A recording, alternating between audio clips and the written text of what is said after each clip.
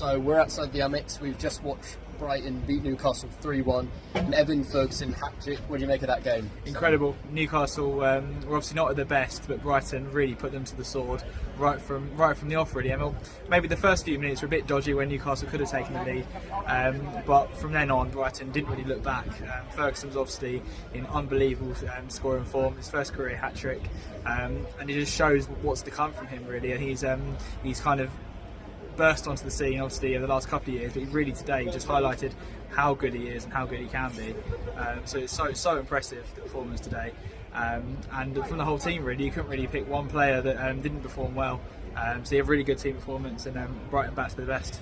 Yeah, it was a really strong performance from Brighton. You said Deserby said he thinks it was the best of his tenure. Yeah, one of the best, definitely one of the best that he's seen. He was in good spirits after the game, Deserby, and yeah, he was so pleased with the performance, and he was particularly pleased with Van Hecker, who came in for Adam Webster, who obviously didn't have his best of games last week. But Van Hecker really did prove why he was put in the team. He was his best performance that I've seen from here, 100%.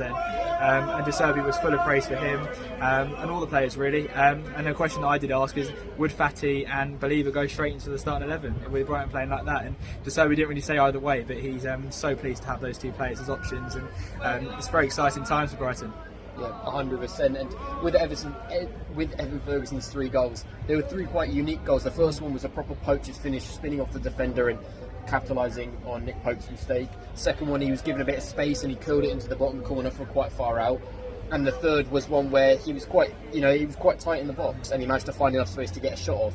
It must be really reassuring for the club that he scored 3 almost completely different goals. Yeah, 100%, as you say, it's completely different goals. And you may say the third one was a bit lucky with the deflection it took, but you make your own up, don't you? You can't score unless you shoot. And he just has that instinct for goal, and he knows where the net is, and he's an incredible player. And obviously it's concerning that the more he performs like that, the more likely it is that he's going to move on sooner rather than later. But hopefully Brighton can keep hold of him for as long as possible, at least till the end of this season. I think he can have a huge say in how Brighton do this season, in the Europa League as well.